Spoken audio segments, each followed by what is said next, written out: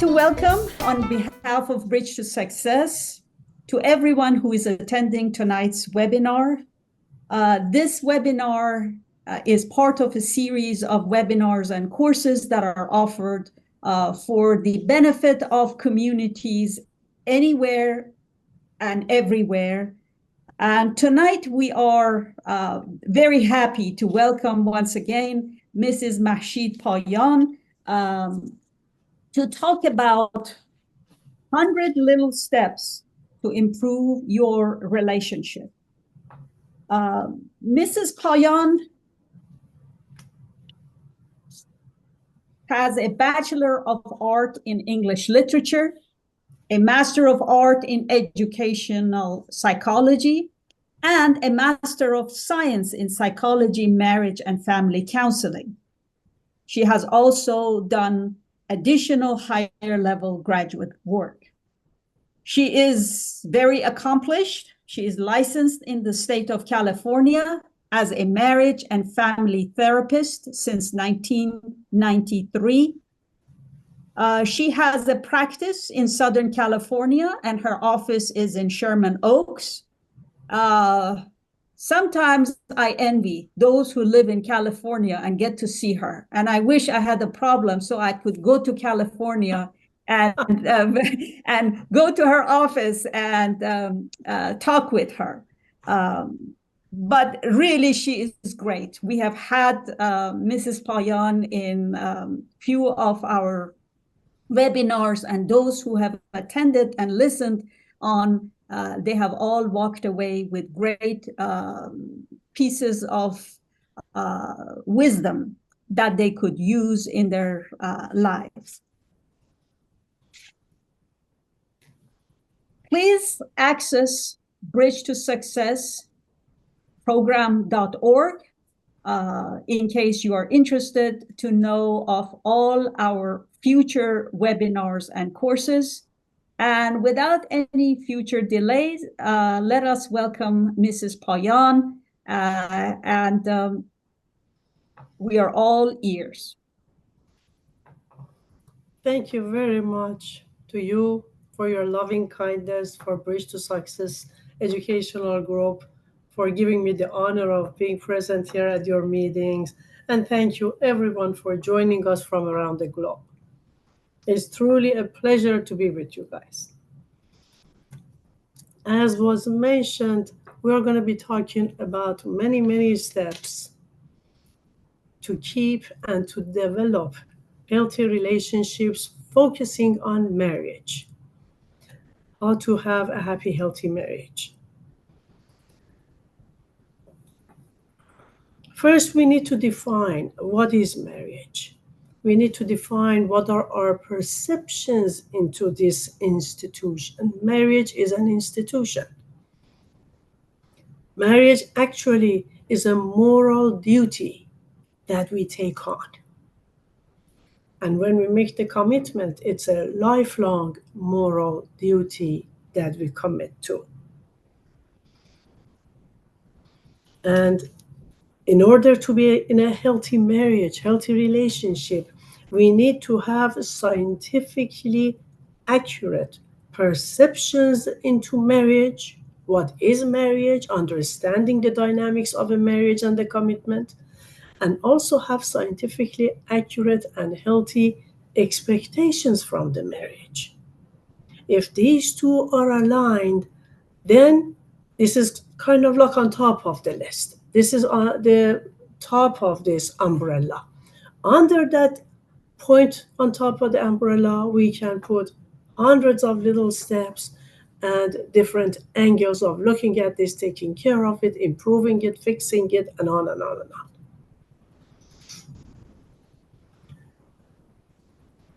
Friends, what is the nature of marriage? We just discussed, and I'm repeating on purpose, that marriage is a moral duty that we take on. We accept this responsibility. A very good but unsimilar example would be when I decide to have a child. I'm accepting this responsibility. I'm giving a commitment to be in charge of serving somebody else's life. What is the nature of marriage? Marriage is something that has always existed in all religions, cultures, communities, regardless, for as long as there have been human beings on earth, in one form or another. Now it's becoming more advanced, more understood, more systematic, more scientific, but it has always existed and it will always exist. It's part of the make of the human beings. It's part of a healthy culture of human beings on earth. And what it is this is a fortress for well being and salvation for each individual, for the couple, and for the family. This is why it has always existed and it will always exist. The bedrock of this marriage, of this fortress, is love and harmony. Why do we need this strong foundation for this fortress? And friends, please, while we are talking, visualize a fortress. I'm sure you have all seen it in movies. They would make it with these huge buildings, big rocks around the town or around this castle or around whatever they were going to protect. And it had special shapes and forms on top and in the bottom, so nothing could penetrate in this. Nothing could ruin it. Nobody could access it. This is why they call marriage a fortress for well-being. In order to have this fortress and to have it continue forever, we need a strong foundation of love and harmony for it. Why? Because when life goes through tough times and the times become good or bad or challenges and difficulties, we have the love and harmony to lean on. I'm going to take a small detour to make this point a little more clear. Any healthy relationship, doesn't matter, a boss and a coworker, two sisters, two friends, marriage, doesn't matter. Any healthy relationship stands on three foundations of love, respect, and trust. We put these three foundations down and build this everlasting, ever improving high rise on top of it. So when we want to build this fortress for our marriage and our family, when we say marriage, it includes family life, it includes children and their future. Then we need to have that love and harmony at the base. I cannot build that castle, build that fortress on quicksand. And this love that we are talking about, friends, has to be true love. True love that with time and age grows and deepens and becomes stronger and stronger. And when the foundations are strong and continuously become stronger as people grow older and weaker, there is a huge foundation to hold them together and to keep the marriage healthy. What does true love look like? First of all, it's unlimited. It's infinite. It's full of giving and caring, full of self-sacrificing. Please pay attention to this vocabulary. I'm choosing my words very carefully. It has absolutely no room for jealousy or hatred or resentments or any negativity because it's pure love. When you love your newborn baby or somebody else's newborn baby, it's just pure love. There is nothing else attached to it and nothing can penetrate in this love. That's healthy love. And it's unconditional. When love is conditional, it's self-love. I'm going to love you because you can do this for me. I'm going to love you because you were nice to me yesterday, because I can benefit from it, because it's to my own advantage, because I need you for my old age. But when love is true love, none of these conditions are attached to it. There are no selfish agenda items attached to this true, pure love.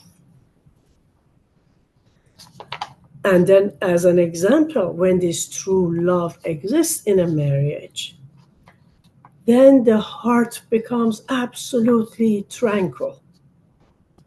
There is no room for suspicions, for wandering thoughts, for imaginations, for worries. There is no room for anything else. Go back to your love for that newborn baby.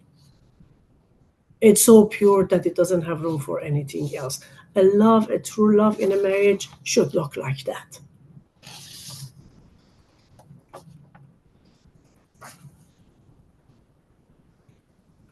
A bond of marriage between a husband and wife needs to be also a true relationship. As we all know, as human beings, we are physical beings as well as spiritual beings. We have a physical body, we also have a heart and a soul. When we see each other, we become happy. What part of my body becomes happy? It's my heart and soul, not the physical heart. When I love somebody and I don't see them, I miss them. There is no question, even with all the advanced science in the materialistic world that we live in, there is no question that we are physical and spiritual beings. So the true relationship, a healthy bond of marriage, also needs to be spiritual as well as physical. And friends, this is protection for the marriage. If it is only physical, like a lot of relationships that we see in today's world, like the scary rate of divorce and statistics around the world, it dies down. At the beginning, everybody is nice, everybody looks good, he's cute, she's cute, butterflies, infatuation, not true love. Infatuation develops. Infatuation means I'm closing my eyes and opening my heart. I'm not paying attention to anything. I'm in la la land. Basically, I'm not using my brain in the process. And then they get married quickly without true knowledge of each other. And they think it's wonderful, and at the beginning it is, like when two 15-year-olds fall in love. But do we want to get married under those conditions? No. We have to have a strong relationship with this person. And first, friends, this is how we buy guarantee for our relationship. First, we establish the foundations for the spiritual aspect of our marriage, the connection of the hearts, the intelligent conversations, the love and care we develop for each other. And when that bond is strong enough, when it has developed enough, when I feel a sense of commitment with this, when I can bank my future on this, then we get married and we build the physical aspect of marriage on top of this spiritual aspect. If it's the opposite, the physical aspect comes down and falls apart, like our beauty, like our strength, like our skin, like our bones, like all the physical aspects of our body. It gradually deteriorates and goes down. But the spiritual aspects of a human being, they only improve and move on and move up. The love that your mother had for you when you were born is multiplied by thousands now. And it will never die. It will never disappear. So we need that kind of a strong, everlasting foundation on top of which to build the physical aspect of this relationship. This is how we guarantee that they both work for as long as the marriage works. And we see this, friends, if we pay close attention in the community, you see these two 85-year-old, 90-year-old couple who are walking, like going to the supermarket, walking in a park, holding hands, sharing a sandwich, sharing a drink, enjoying each other. It feels like two 15-year-olds who fell in love yesterday. If the foundations are healthy, you will see that. And as I mentioned before, this love will only get stronger with time and age. When it disappears with time and age, it means the foundations were not healthy. Friends, part of this healthy relationship, true relationship, is also that the husband and wife need to be helpmates. They need to be two intimate friends. Friendship between a husband and wife is extremely important. They should be concerned with the welfare of each other.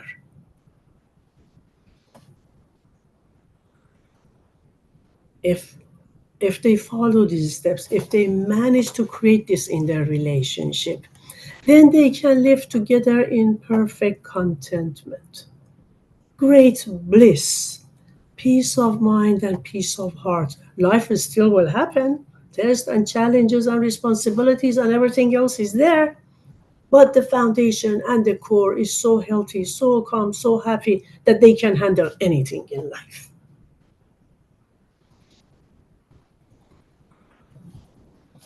And a good side effect of this picture, a good byproduct of this picture, is that this true bond of love naturally extends itself to the entire family. First, when the children come one by one, they are swimming in this peaceful, blissful ocean of love and kindness, hopefully with healthy parenting skills. Then it extends to their friends who come. At the beginning, it even extends to the two sides, the family of the bride and the family of the groom. It just becomes one beautiful, loving, peaceful family, and the numbers will increase. Tomorrow, our children's friends will benefit from it. Then their parents will benefit from it. This is how we spread love and unity around this world. It starts with the family unit. Friends, in order to achieve all these, we need certain qualities for this healthy marriage. And I will mention them as they cross my mind in no order. One is trustworthiness. If I want to be in my fortress and feel safe, and if I have given this lifelong commitment, I need to feel safe.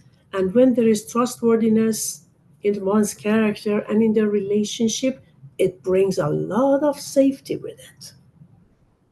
As I mentioned, life will happen, good and bad, and the tests and the challenges and the ups and downs and health issues and financial issues and responsibilities and crises. Things will happen. Sometimes as a big wave, sometimes a lot of little waves, and sometimes life gives us a little breather.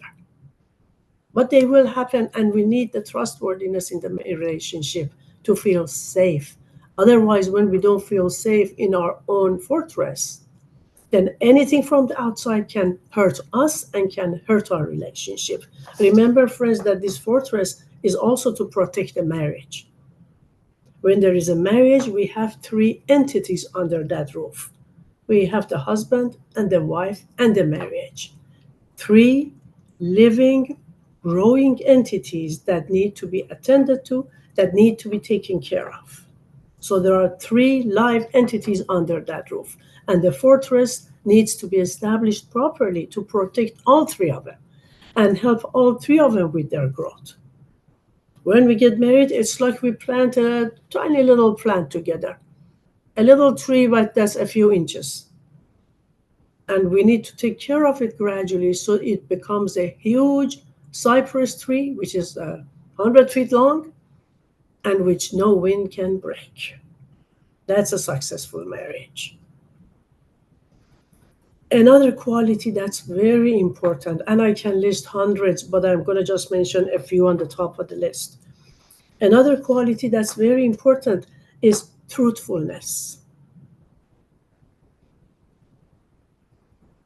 We know that as human beings, it's our mission in this life to build all our higher human nature and all of our human qualities, whatever that sets us apart from animals.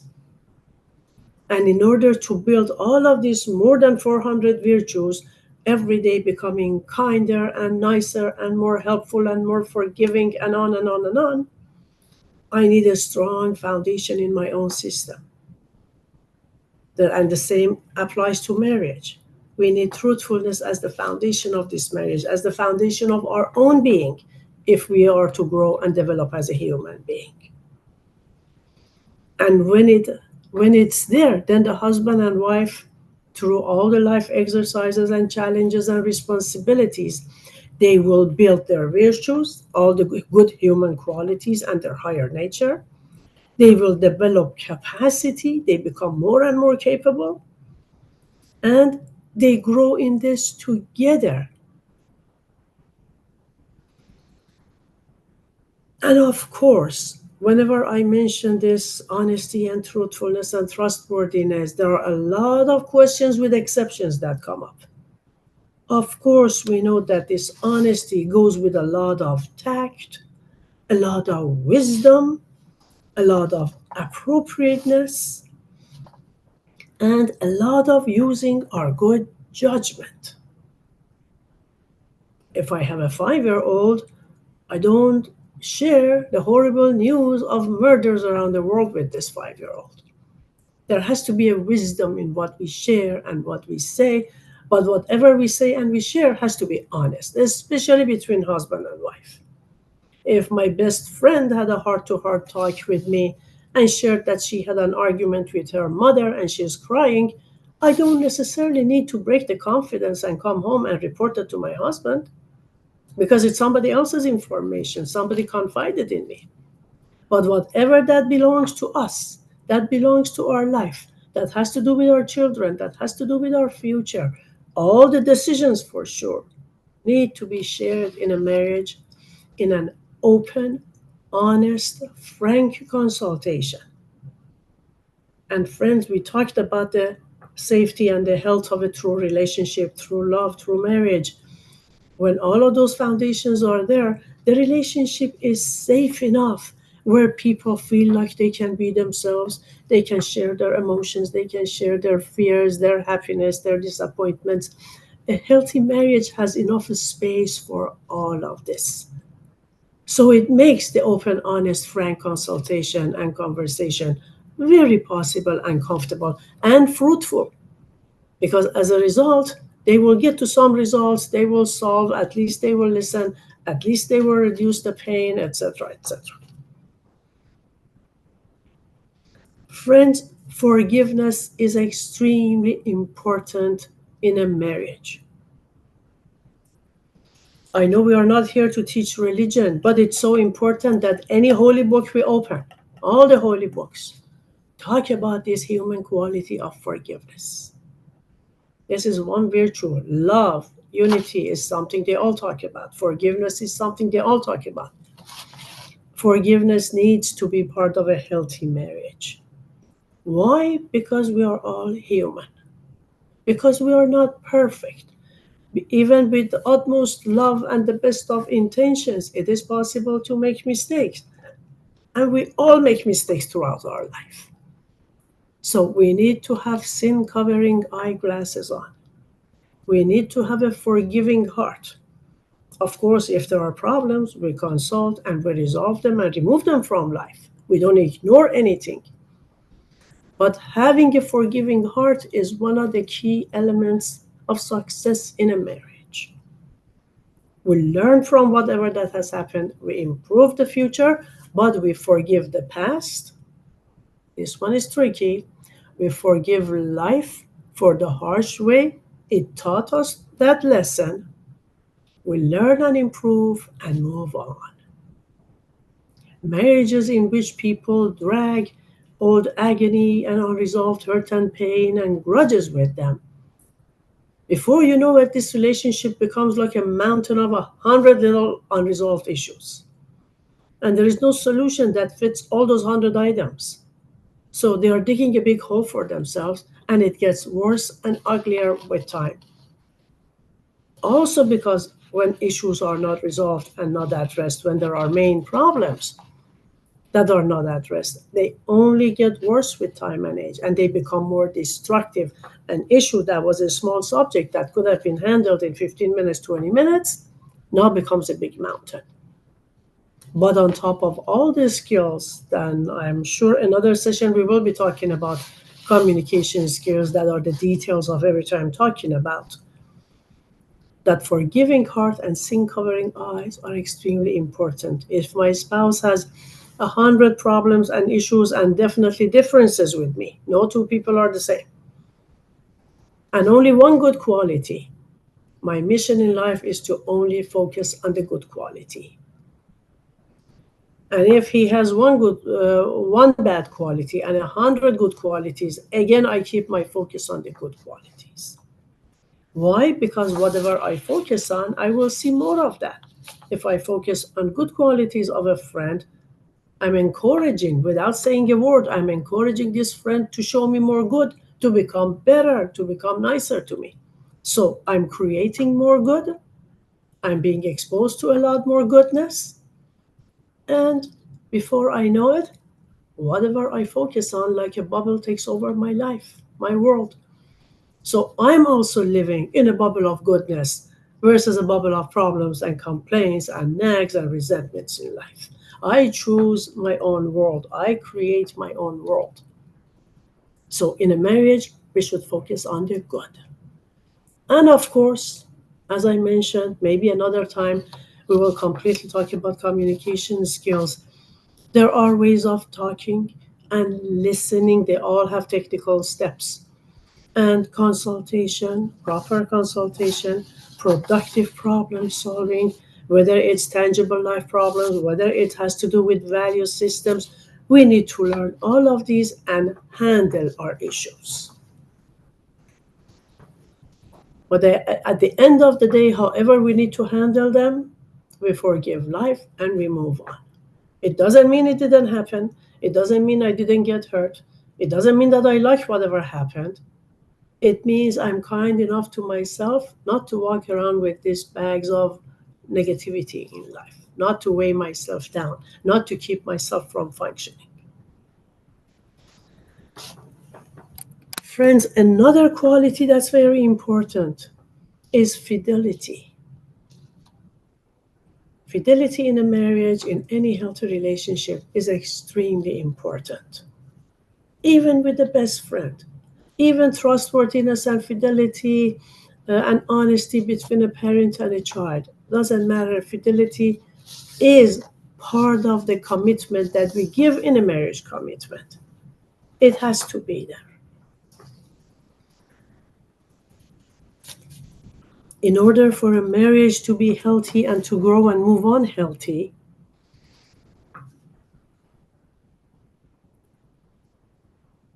we need to have two people who are drawn together with similar aims, similar goals. Ideally, at the beginning, during the dating process, finding similar value systems and personality traits. But after they are married, similar aims and ideals in life are extremely important. When we are drawn together with similar aims and ideas, regardless of the differences, in going towards our own goals and ideas, we can't help but get closer and closer to one another. Eventually, we'll be on the same path. But if the goals and ideals are different or very far away from each other, even two best people with good intentions cannot have a happy, healthy marriage.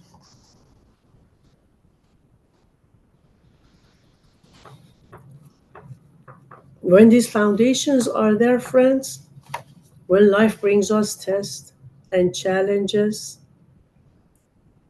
this marriage is strong enough, it has enough tools, it has strong enough foundation that it can go through the challenges and come out stronger and undamaged. When the foundations are not there, anybody on the outside, sometimes talks and comments from the outside, events of life, challenges and stressors of life can damage the marriage. And then, unfortunately, these are the times when sometimes people fall apart. And one advantage of what we talked about a couple of minutes ago, that we need to grow in our higher human nature. We need to develop our virtues and higher qualities from birth to the end of our lives. This is a lifelong mission. One wonderful byproduct of doing that work for ourselves, for our own growth and development, is that it makes us spiritually mature. It makes us spiritually strong. And the stronger we are, the more mature we become in life, the less we are affected by outside influences. And it's going to take a lot less effort to build this fortress and to maintain it. So, with every one of these concepts and qualities that we are talking about, comes a huge, long list of advantages, lifelong advantages. And friends, one item that I would like to add to this corner of the list is that I mentioned that we have a lot of differences. Even if there are 100 differences, we should focus on the good in people. One art in marriage that we all need to develop is not to turn the differences into problems. And a spiritually mature person, somebody who has worked on their own higher nature and basic human qualities, will be able to do that. One family loves to celebrate birthdays. It's like a national holiday for them. Life stops, everything revolves this for 3 months. Some other families don't even know when their birthdays are. I have met those people. I asked them, how old are you? They say, well, let me check my driver's license. I asked the mother, when was your child born? She said, I don't know. I have written it somewhere at home. And these are 21st century people in modern life. Some families absolutely don't care about these things. And for some families, it's the biggest event of the year. It's bigger than their wedding day. These are differences, friends. There is no right or wrong. At the beginning, I mentioned we need to have a healthy perception into marriage and life, and we need to have healthy expectations from our marriage and our partner. One of the healthy perceptions is it's safe to assume that everybody is different. Every human being is unique. We are as different as our fingerprints. No two people on this planet have the same fingerprint. Our personalities, our habits, our likes, dislikes, programming, the automatic wiring, we are all different. Even identical twins are different. Anybody you get under the same roof with will have 100 differences with you. So a healthy person, a high-functioning person, a spiritually developed and grown-up person will see these as differences. Healthy perception to life says that none of them are right or wrong. My system is not right or wrong either. And that nobody on this planet is going to be like me, is going to be the way I want them to be, or will always agree with me, or always please me. So welcome to real life. I love this person for all of their good qualities. I accept the differences. And hopefully at a much higher level of growth and development, I will even enjoy the differences. If I never saw birthday parties in my household, now I'm in a family where everybody's celebrating their birthdays and there are parties every other week, I can learn to enjoy that. It adds more happiness to my heart. Instead of fighting with it, it adds more happiness to my heart. So a healthy person takes all these differences and learns how to enjoy the diversity, how to make it cause of growth and development and healthier, happier life, versus fighting with it, because fighting with it will only destroy us. It doesn't change the world, and nothing will improve or change face because of my dislike.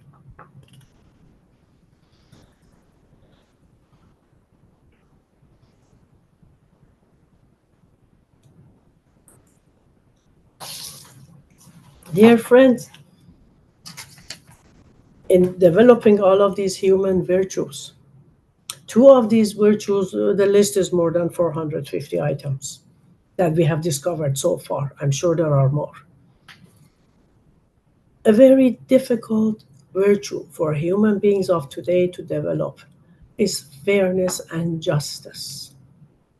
I can always be a little kind, I can always forgive something, I can always be a little generous, but developing true fairness and justice in our system is a difficult task. It requires work with every example every day of our lives. And dear friends, it's one of the highest qualities on top of the list after honesty and trustworthiness that's needed and necessary for a healthy marriage. If there is no fairness and justice in a marriage, it has no chance at being open, honest, and happy. has no chance at growing in a healthy manner. And it doesn't have to be this big international project. When I say justice and fairness, we always think internationally. It could be as simple as the wife encouraging herself, not other people, encouraging herself to take on more than 50% of the total responsibilities of the household, inside and out, and the husband doing the same thing. If we are friends, I push myself to pick up more than 50%, and you push yourself to pick up more than 50%, this life will always be fair and just. We will be tired, we will work hard, we may not like some of the chores, we are going to go through ups and downs, but at the end of the day, there is no resentment. We feel that we were treated justly and fairly, and the other party loves us and is as active as we are. And friends, this includes taking care of the household, taking care of the children, helping each other in raising the children, because that's another, each child is a full-time responsibility. So all of that is included. And a marriage gives us a true opportunity to put into action all the good that we have ever learned in life. Dear friends, we all know I'm going to take a small detour, so this last sentence hopefully would make a little more sense. With everything new that we want to learn, there are 3 levels of learning. The very basic first level is the knowledge of something. You teach a 5-year-old child that there is this concept called kindness. So the child learns, oh, there is this thing in this world called kindness. Okay, let me see what I can do with it. It's just knowledge. It doesn't go anywhere else. A door opened in their head. The second level, which is taking that knowledge to a level a little deeper, is putting that item, knowing what to do with that item. How do I put now that I learned there is this thing called kindness, so tomorrow morning I wake up and I do what? How do I put this kindness into action? Then we work with examples. That you help your friend if somebody's pencil drops, if somebody doesn't have food, if somebody needs to cross the street. With 100 examples, we practice kindness so that dry book learning, there is this thing up in space called kindness, becomes, oh, okay, I can put it into action. It becomes a little more tangible. And as a result of putting it in action, we see a little bit of results. I was kind to somebody, I brought a smile to their face. Somebody wished me well, somebody thanked me, not that I do it for results, but we will see that acts of kindness have effect in this world. And the third layer, deeper level of learning, which is our goal in every department of life, is to practice that long and often enough so that it becomes us. It becomes part of our programming. It becomes part of our being. So I wake you up in sleep in the middle of the night, God forbid there is a big earthquake.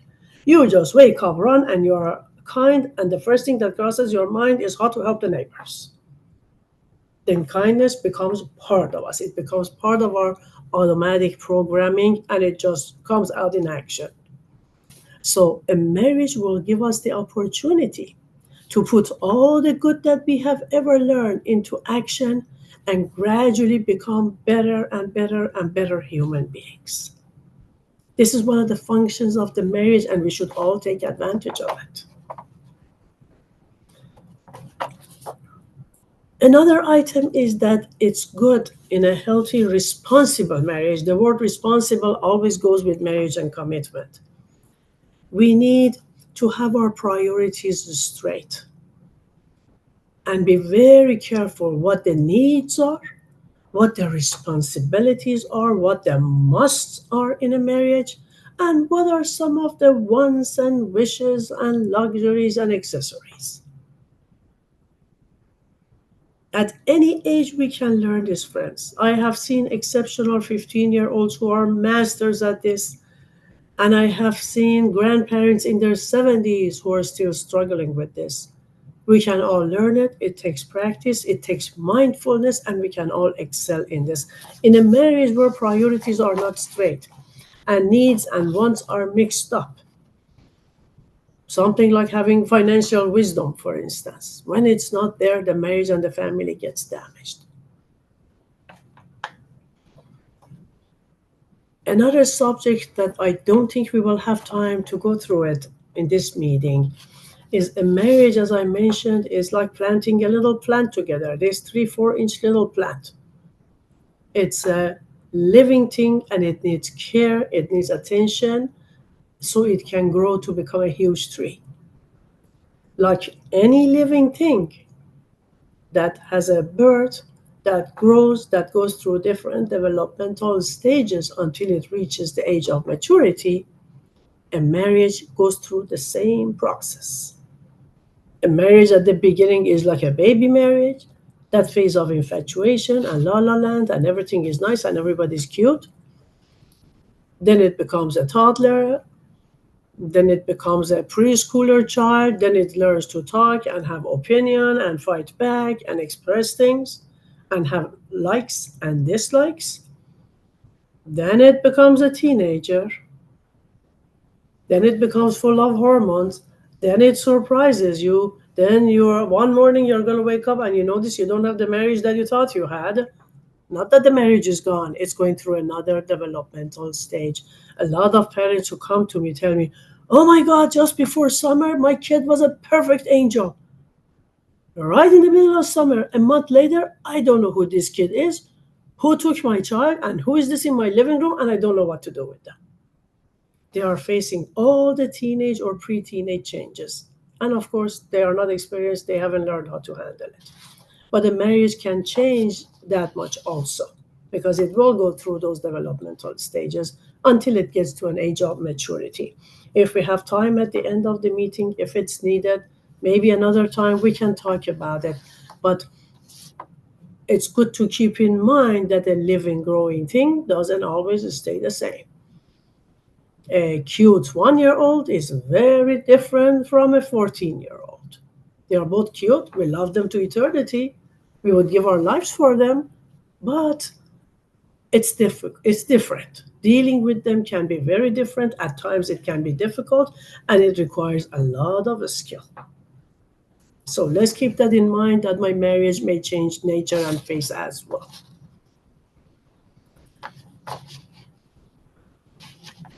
Friends, one thing that gets a lot of people in trouble when they get married is that with the best of intentions, they bring a lot of unfair, unjust expectations into this marriage. They don't even know they are doing it, but the message in the back of their mind says that this person, my spouse, is going to make all of my dreams come true, and they are going to make me happy, and they are going to take care of me and fix everything in the world for me, even fix some of my previous problems from my life with my parents and my other relationships. So this person is supposed to fix the world for me. And of course, this is impossible. Nobody else can do this for us. This unnecessary burden, this unrealistic expectations that we put on a marriage can really break the back of a marriage and cause a lot of arguments, a lot of resentments. It can damage the root of the marriage.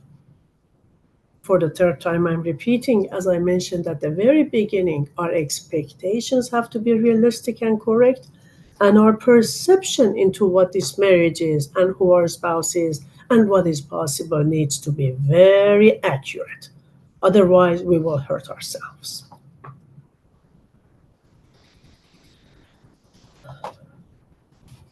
And of course, the more mature people are, the more spiritually grown up they are, the more they work, each person works on their own personal development and truly learn and improve and make all that learning second nature to themselves, hold on to them, practice them in daily life.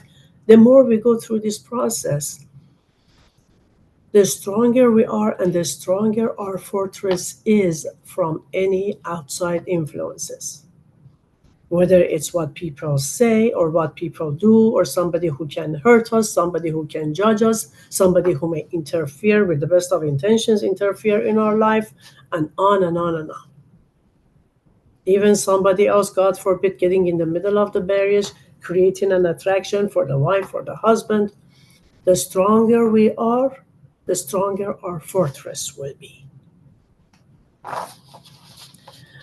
Friends, as I just mentioned, a lot of good, healthy, scientific communication skills is needed to do all the above. I presented a list of what needs to be done, and this list continues.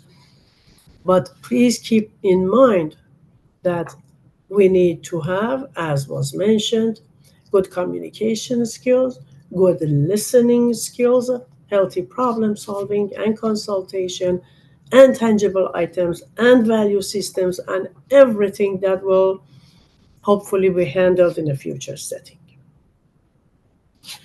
Now, friends, regardless of how many expertise we have, regardless of how much we grow and develop, it's the nature of life to bring us tests and challenges continuously. We are in a school of life, and there is always homework. There is always a pop quiz. It's the pop part that we don't usually like. There's always midterm and final exams, and stress goes up.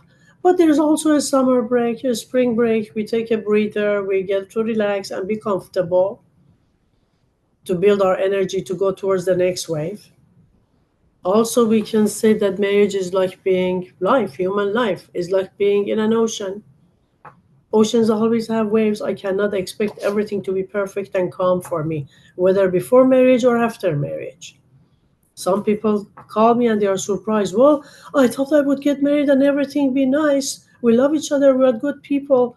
Well, you're on this ocean, and ocean will always have waves. But it's with all these skills and abilities and capabilities that we build that we can become better swimmers, ride the waves. The key word here is to learn from each one of them and become stronger in the future. Like a child who has finished elementary level education, now he's in college. Everything is more difficult, but they handle it with so much ease. It's a lot easier than the little one-page homework that they got in first grade. Because now they have the capabilities. In a marriage, we need to do the same thing. And we look at each test and challenge as an opportunity to grow. We cannot fight them, we cannot run away from them, and our life will not be different from everybody else on this planet. We are all in this ocean. So it's an opportunity to learn and to grow. If we remember the goal, then the test won't bother us as much. Friends, as a result of all the above, it's only common sense to assume that it takes a lot of selflessness to be able to be in a healthy relationship, to give all the above, to create a healthy relationship, a healthy marriage. And yet, it takes a lot more selflessness to be able to be a good parent. Selfish people have no chance at a healthy relationship. And it's a lack of development in human system. To those who are selfish, there is a lack of proper development. And it's a long lecture, which we are not going to go into right now. It's something that they can, if it's at a mild level, they can improve, they can learn, they can do better. So we need to be very mindful of this.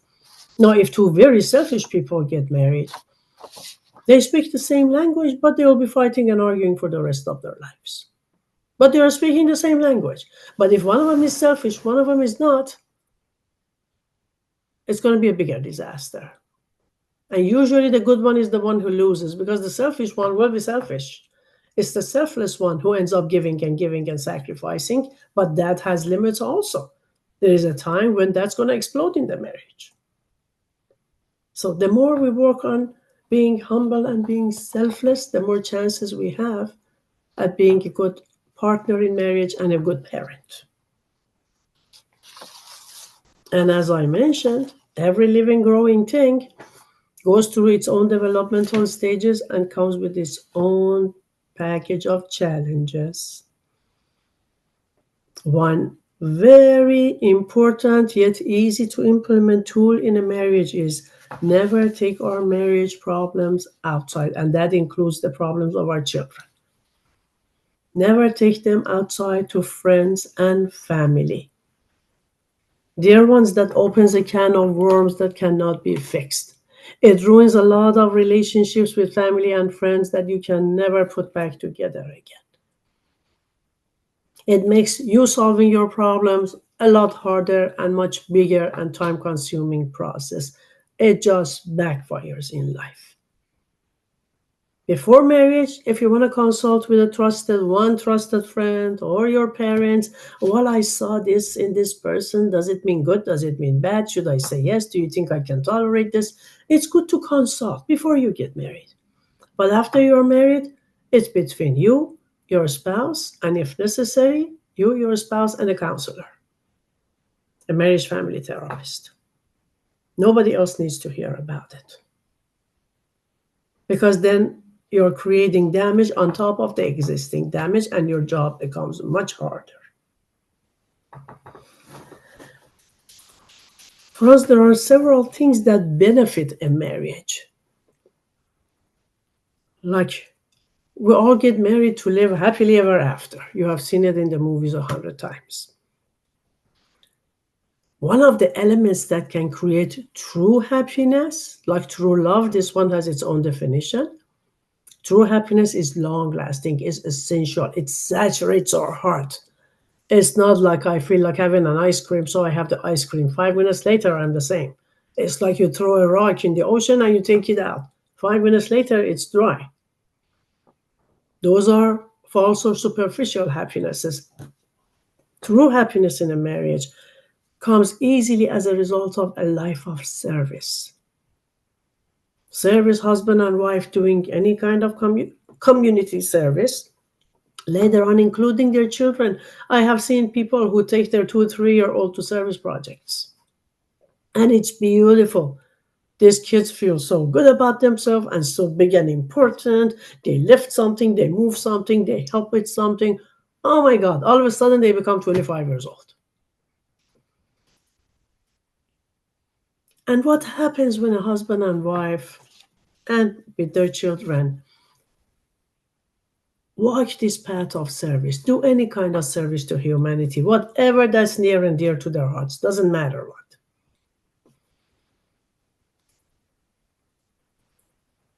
They both need to have determination and persistence in the process. So they are developing certain virtues that are helpful for marriage together at the same time based on something outside, which is easier. They develop this loving fellowship, even if they have a friend tagging along or a parent tagging along, doesn't matter. The children, as I said, this bond of friendship, loving fellowship develops between these people, 1, 2, 3 people who are serving together. There is always mutual encouragement. This one has to encourage that one. Okay, good one. Let's do the next one. What are you doing? What am I doing? Do you like this? Is this correct? Is this whatever? Constantly checking back and forth. So there's a source of mutual encouragement. In this process, they can't help but learn together. When we learn together, like the friends that we found in school, our relationship becomes so strong. Our trust and respect for each other becomes so strong that no power and outside of that relationship can shake it up. So the learning together, the trusting, they have to consult. What time do we show up? What do we do? What is my share? What is your share? Job distribution. All of these things, planning, decision making, it all comes with a very simple act of service. Basically, it's a very service to the community is a very good place to practice, to build your relationship, even for selfish people. Practice, you become experts, you go home, you have a great life. And I mentioned previously that there has to be a strong bond of friendship between husband and wife. Doing service together develops that, makes it much stronger, much, much stronger. They are being active together. They are learning, they are consulting, they are growing, they are developing much higher level of love for each other. Remember I mentioned the three foundations for a healthy relationship: love, respect, and trust. Love is growing, and with action, respect and trust will develop also. It becomes the strongest relationship and foundation in the world.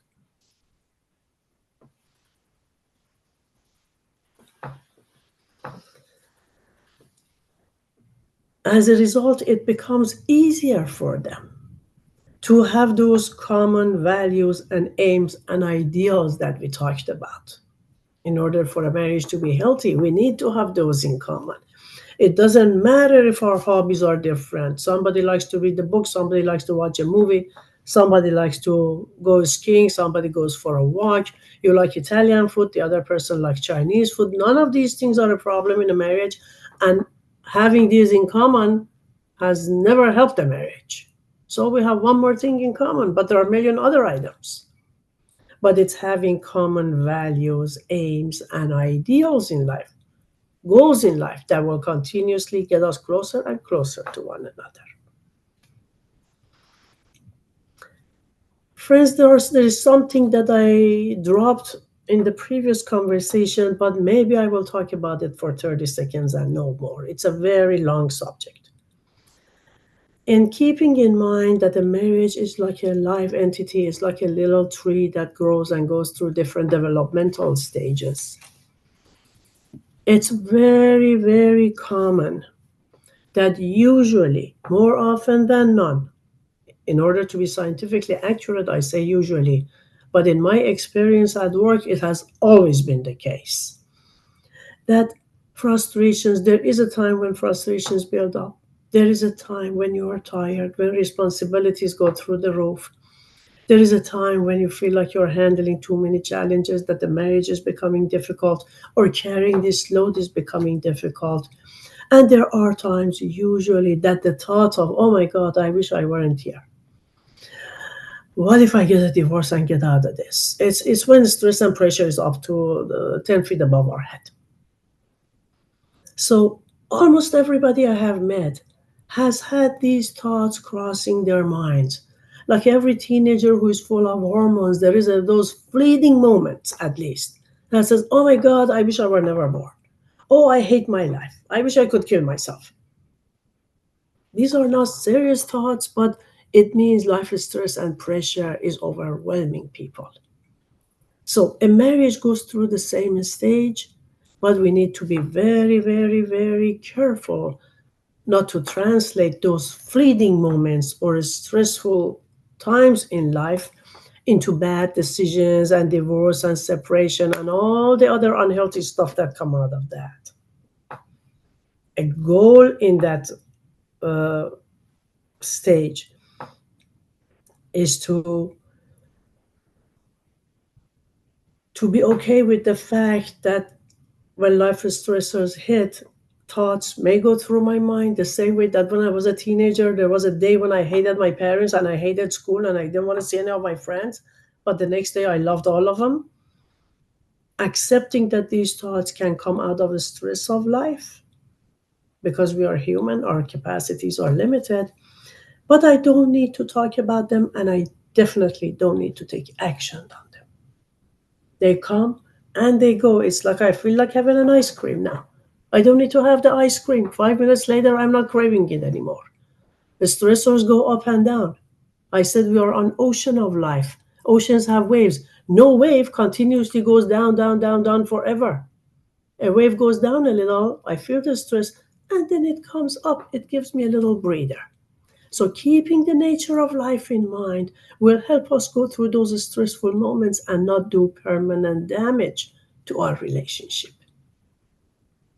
And if there are exceptions, scientifically accurate is about 1% of the population, where the marriage is truly destructive, is truly wrong, and a divorce is better than that marriage, but it's not 65, 75 70% rate that we see, it's about 1% of the population. So we need to protect ourselves against the other 65% that fall into a big hole, or they are escaping from responsibilities, or they want to run away from themselves and life. The good or the bad news is wherever I run, my issues will go with me. I have to take myself. So there is no running, there is no hiding, and by running, they won't go away. And if necessary, consulting with an experienced therapist will really, really help sort things out and examine the pressure and the stress. What is real? What is it that I'm stressed about? How much of it I created in my own head? What is the health of my relationship? How much of it is unhealthy? Any risks, any dangers, any main problems, and what we can do about it. And after a lot of soul searching, after leaving no stone unturned in this process, then I can make a decision. Actually, at that point, the decision becomes crystal clear in front of us like a flashing neon sign. But we need to do all of that work to get to that point. So it took more than 30 seconds, but this was a warning.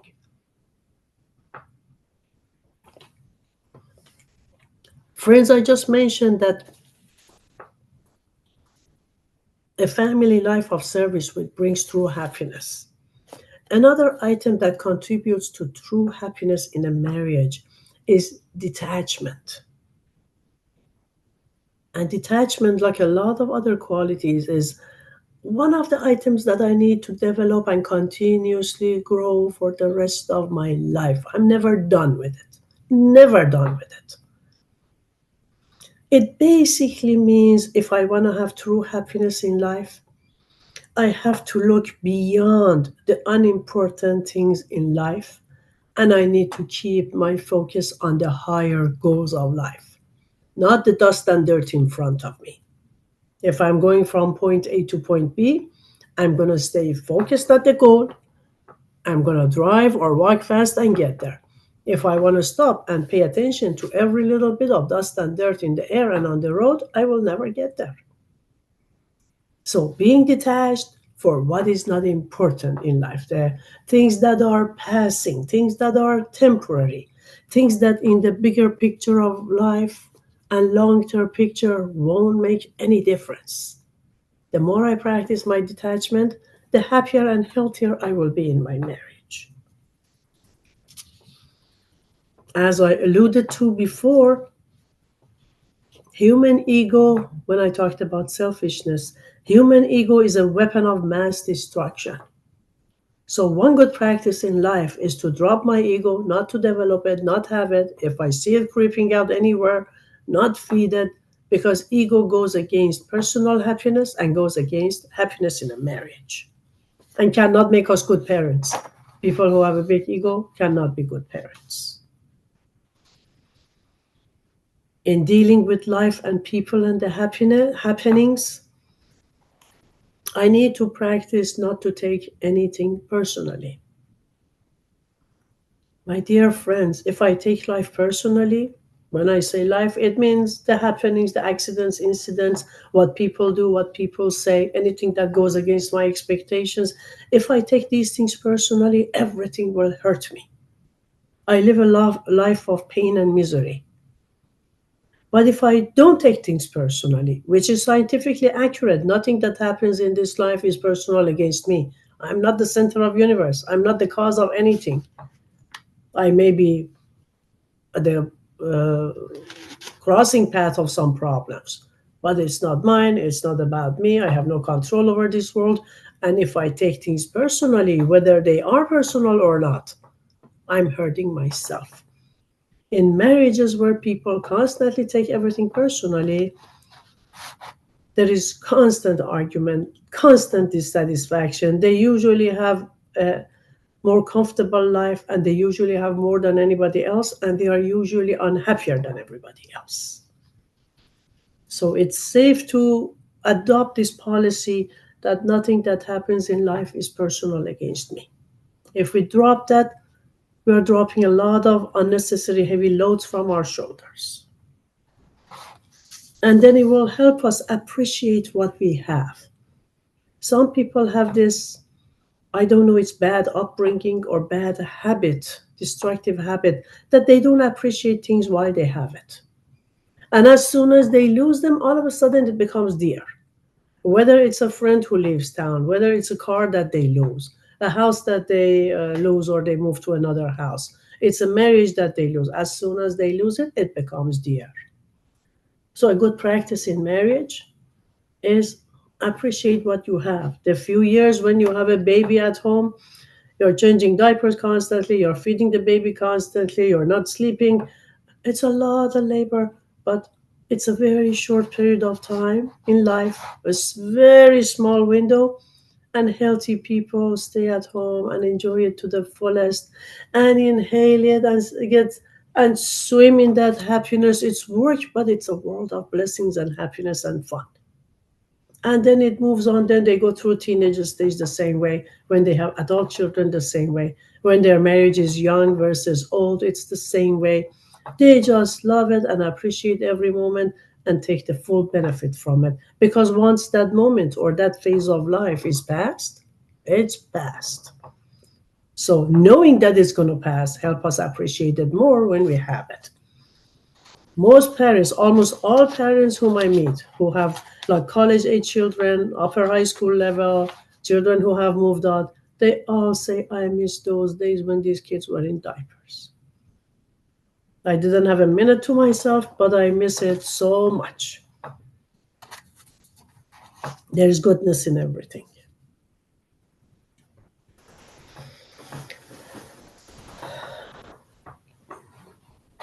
Friends, one thing that can help with all the above in this process, because life, as I said, we are in school and there are daily challenges and questions and tests and things we need to overcome, in addition to all the good that life brings.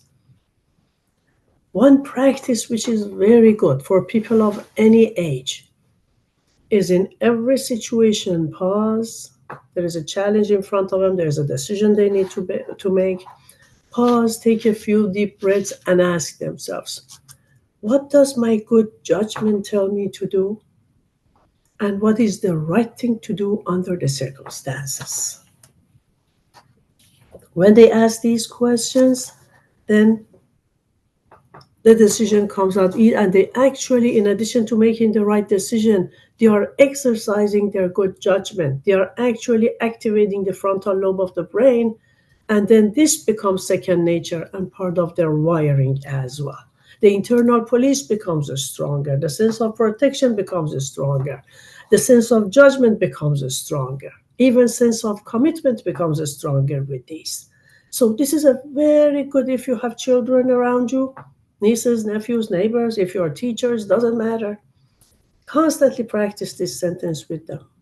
What does my good judgment tell me to do here, and what is the right thing to do under the circumstances? And friends, it doesn't always require action.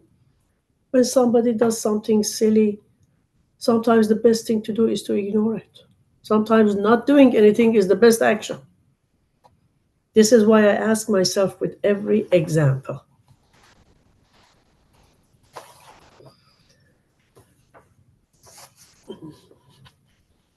friends, there are certain items and elements in a marriage that are tangible, provable, and we use daily, like money, like relationships, like social life. A lot of things in life are tangible and provable, and we can count them. We have to be very careful so we don't turn these into weapons.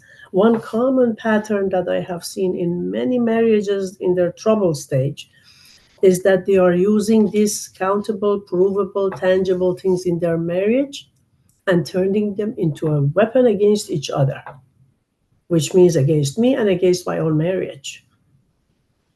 They become weapons very quickly. How many times did we go to your mother's house versus my mother's house? How many times we went out with your friends? How much money did you spend? How much did you spend on your hobbies? How much did I spend? Who did what? How many times you changed the baby's diaper versus me? On and on. This list goes on continuously. And they become unnecessary weapons in a marriage. We have to be very careful. One thing that's extremely important in a marriage is to see each other and their partner as themselves and the partner as equal partners. Marriage is a loving partnership. Around every household, there are hundreds of responsibilities. If I see my spouse as equal to me, if I see them as having equal rights and privileges and opportunities and respect, then this marriage will always be fair. I am one wing of the bird and my spouse is the other wing of the bird. We both have to be strong, we both have to be healthy, we both have to help each other so this bird of life will fly and soar and grow and improve. It should never be you versus me. And this includes responsibility for raising children as well. Friends, this is where service to community can come in handy. See, they are all interconnected. It brings selflessness. It brings detachment that we talked about. It helps us become equal partners. We consult, we talk, we serve, we enjoy, we learn, we become happier, we develop love and friendship and get closer and go home. A lot of small mindful acts can really help our marriage. And in a healthy marriage, we have to be very flexible. Everything changes in life. We have to have the open heart and the open mind and the willingness and be eager to learn and improve in life. If we stay like a rigid wooden box in life, this is what I know, this is the way I like to do it, this is what I have learned, this is what I think is right. If we stay like a rigid wooden box in life, life itself, whether we are married or not, will break us like a wooden box in an ocean breaks into 100 pieces. We need to be flexible like a beach ball in that ocean of life. A beach ball goes up and down 100 times, becomes pale and becomes wet and becomes dry, but it always gets to the shore in one piece. So we're having a flexible mind and heart. And I'm repeating, being eager and willing to learn and improve is a greater success key in our marriage.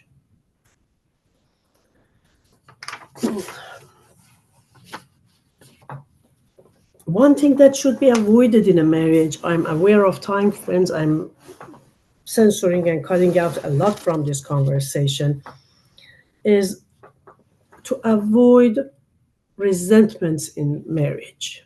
Resentments, unresolved old hurt and pain issues that we collect in our hearts become bigger and uglier with time, and like poison, they eat up at the root of this plant that we have planted together. So, in a healthy marriage, we should avoid resentment at all costs. And another problem with this resentment is that they damage the person who is holding the resentment more than anybody else. As much as others might have hurt this person, but if you hold on to resentment in your heart, you're doing damage to yourself, not to others.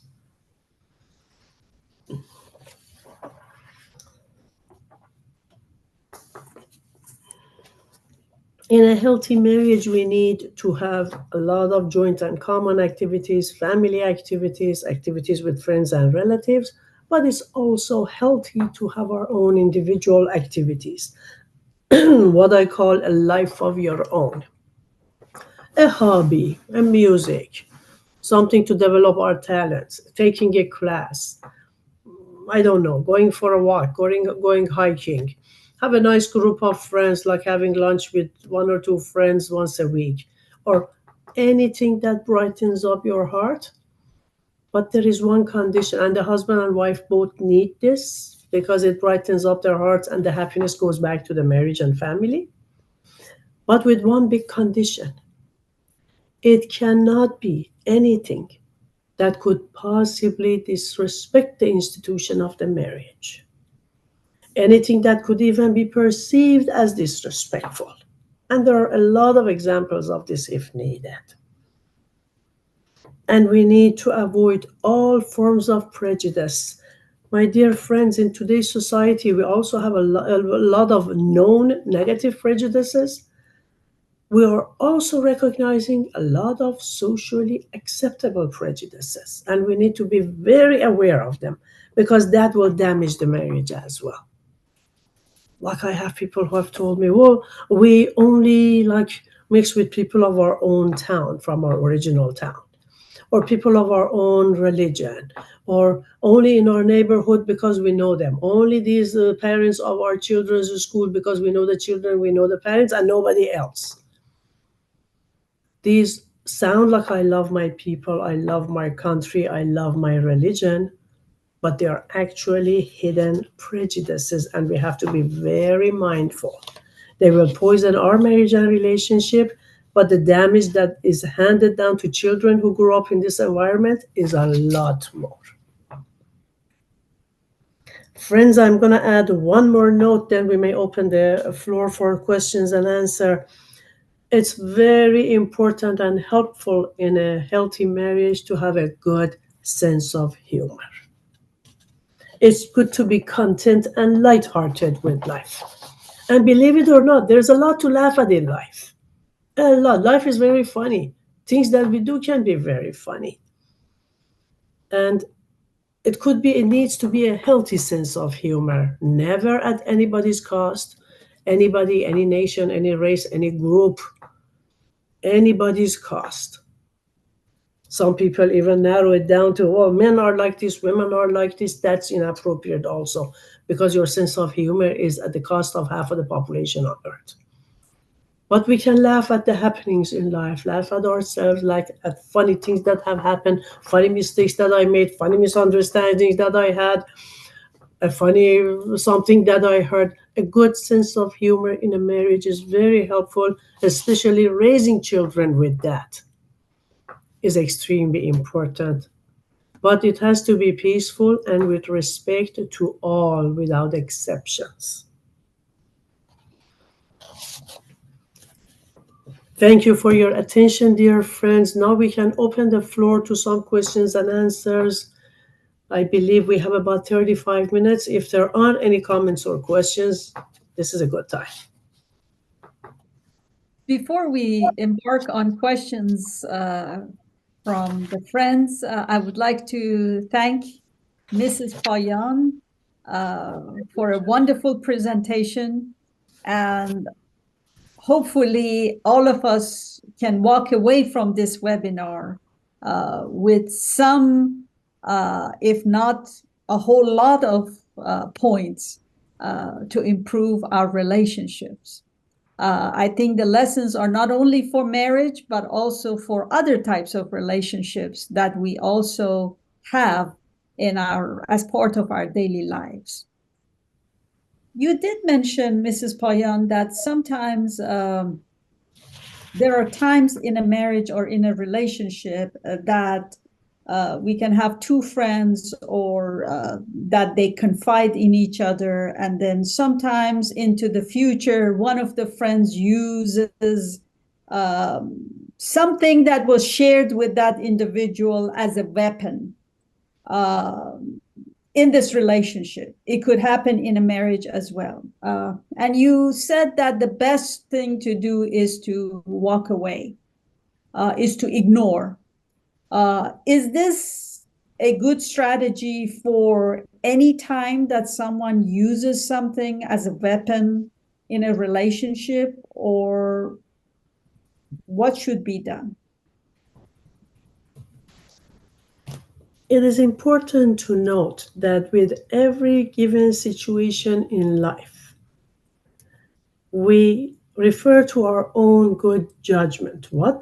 This thing happened. It brought up certain feelings and then created some thoughts in me. What does my good judgment tell me to do? And what is the right thing to do under the circumstances? And the answer with each example in life can be different. Sometimes we are in a big crowded place, we are among 700-800 people, and somebody who is not paying attention or whose head is not working makes a silly comment. My good judgment says, let it go. I have this policy of drop it. When things in the bigger picture or in the long-term picture of life don't matter and don't make any difference, the best answer is to drop it. Believe it or not, Most issues in life fall under this category. Most marriage problems that come to my office fall under this category. Sometimes there are areas where I notice somebody else owns a problem when in this situation. Somebody else is being troubled. Somebody else is being kept from functioning. In that case, my good judgment says go help them, be a helpful agent.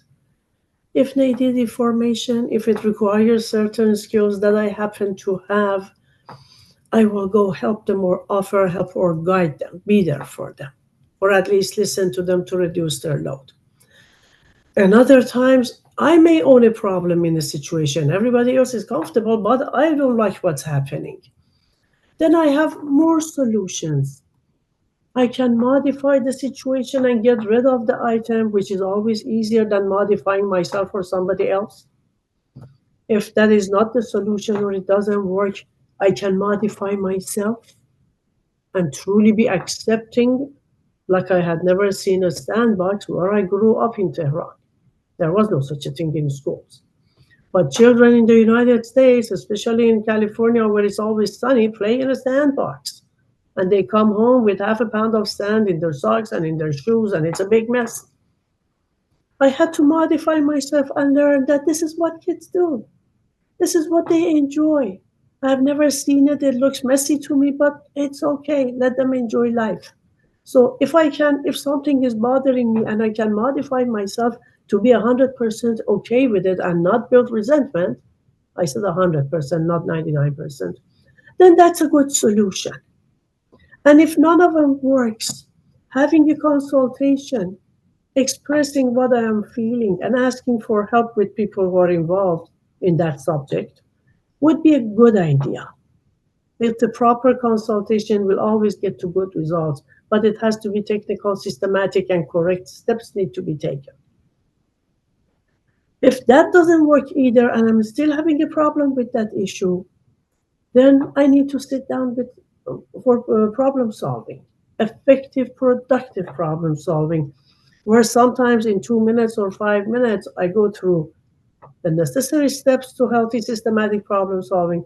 We get to results, and the results and the decisions are what everybody is accepting of, something that makes everybody happy, and we remove that issue from life for good. So with everything in life, and sometimes two people's needs, wants, value systems are in conflict. It's not you own a problem with this issue or I do. It's that our needs, our wants are clashing and we are butting heads.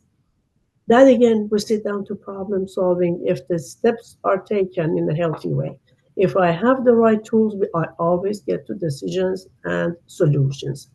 So with everything in life, we apply different solutions, but using our good judgment, recognizing where we are at the beginning, so then we know what steps to take next is very essential. Thank you.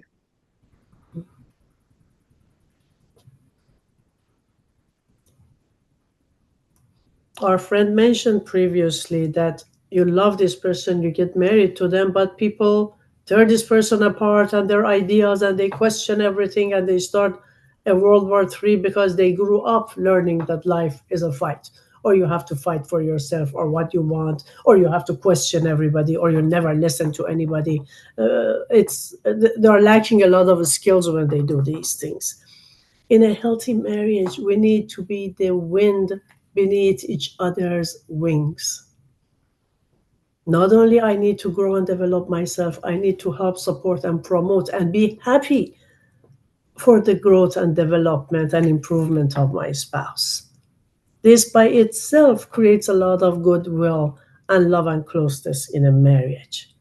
We know a lot of people feel threatened when their spouse gets a little more education or takes a class in something that they don't know, or has a friend with whom they go out to dinner once a week, for instance.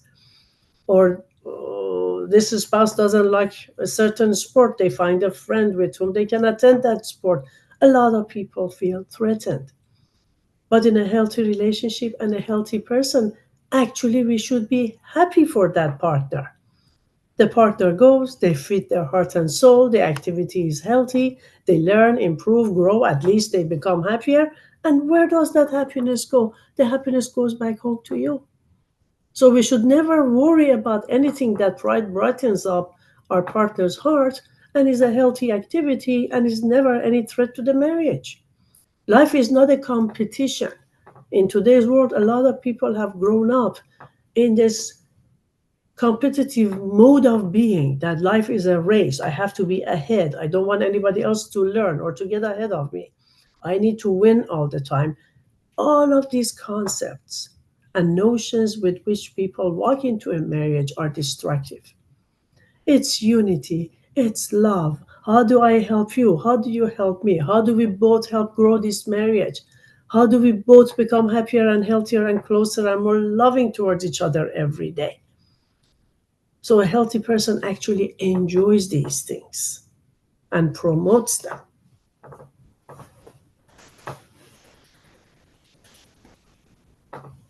Friends, this is your chance. So please ask a question before I have to ask another question.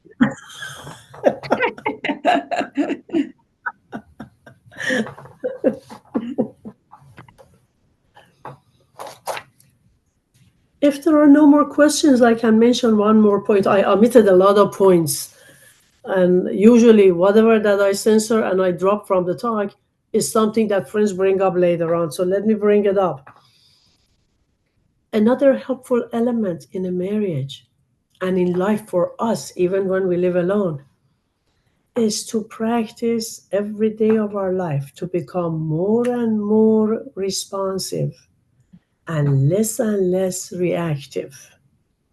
There are certain qualities in which we have to develop every day for the rest of our lives.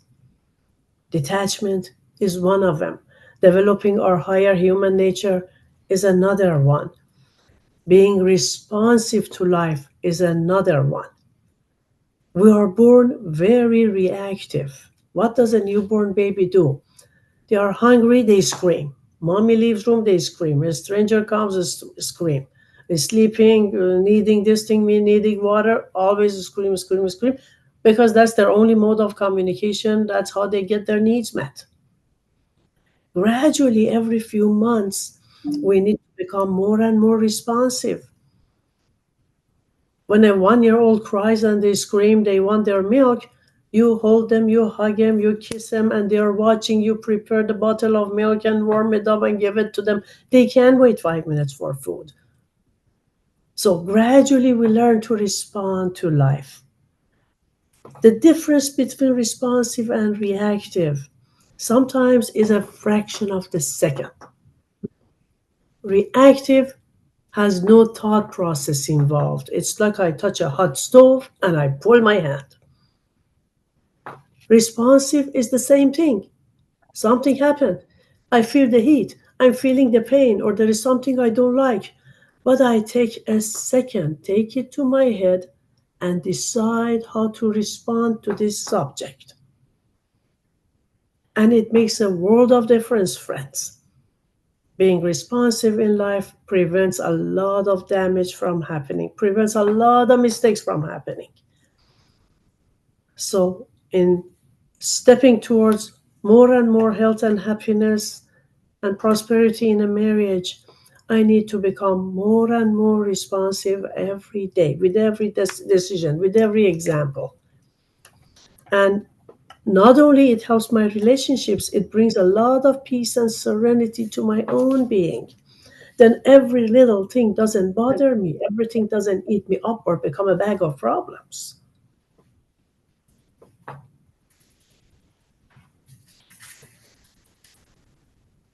Here is the question for you, Mrs. Payan. You mentioned that marriage is like a fortress, and it has to be built on solid base, and it has to be strong in order to preserve the marriage and the husband and the wife that are living in this fortress. Now, I look at a fortress literally, and I say to myself, can I build a fortress? And the answer is no. Now, in real life, there are individuals who are builders. And in real life, there are people who are residers. Now, I go back to the old days that elders would go and do the investigation and find out who is best for whom, and they would try to match the boys with the girls and things like that. So my question is, given that we really don't go through our schooling learning how to have a good marriage, a healthy marriage, one that has solid base. So the question is, do we need to really have an architect and an engineer, so to speak? And if yes, who are those architects? Who can act as an architect and an engineer for creating or helping someone like me to build that fortress? Because on my own, I can build a fortress haphazardly, which probably after a few months will come down. I have good news for you. A marriage, a healthy marriage commitment after enough investigation of character and value systems, and when all the foundations are right, once we give the marriage commitment, we enter a fortress. And everything we talked about today, that having a healthy perception into what it is, learning how to take care of it, being careful not to damage it, improving it with love, respect, and trust, with service, with detachment, with all of these things, those will protect and keep the fortress intact. But when we make mistakes, it's as if all these huge rocks that they have put to build this wall, one rock breaks and falls. Somebody leaves the door to the fortress a crack open, so any inappropriate thing can walk in, any damaging element can walk in. So it can be damaged, it can be exposed to risk and danger, but we enter a fortress. That's why when people get married, at least at the beginning for everybody, there is that sense of peace and comfort and achievement, like, oh, I made it, I did it, I achieved this. There's a sense of safety and security when they get married. The problem happens when they don't know how to be married, how to take care of this fortress, what to do and what not to do. But we enter a fortress and it's filled with happiness and health and safety and security. All the elements are in place if we enter the healthy relationship. If we did our investigation correctly and decided properly. There is already a fortress. We just need to help it grow and protect it. We need to avoid mistakes at the same time. That's where we said it's a commitment. It's a moral commitment. Moral commitment to what? To protecting this fortress, to enhancing life in this fortress, to add to the happiness in this fortress, and to bring up a healthy family in this fortress, who will in turn feed the society and the community and adds to the health and happiness of the community.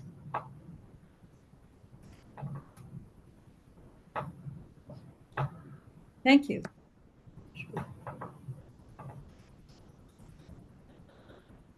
Friends, any other questions for our dear presenter?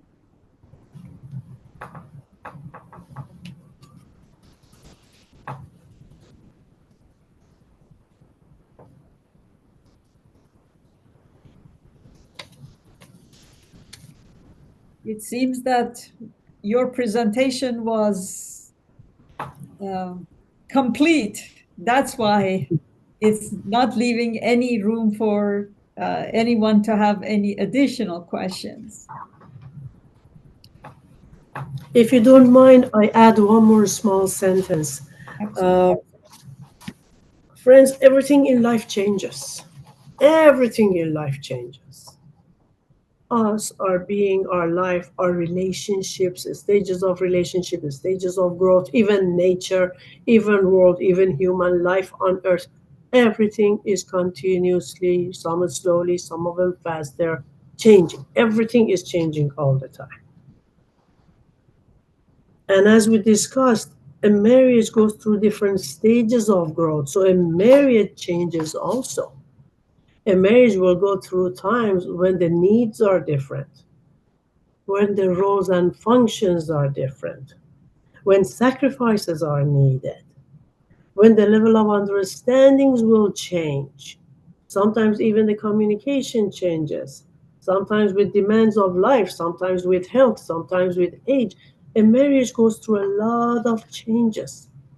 So flexibility is extremely important. Adhering to that commitment, the moral commitment that we gave day one, the lifelong commitment that we gave day one, knowing that every person, every marriage is a package.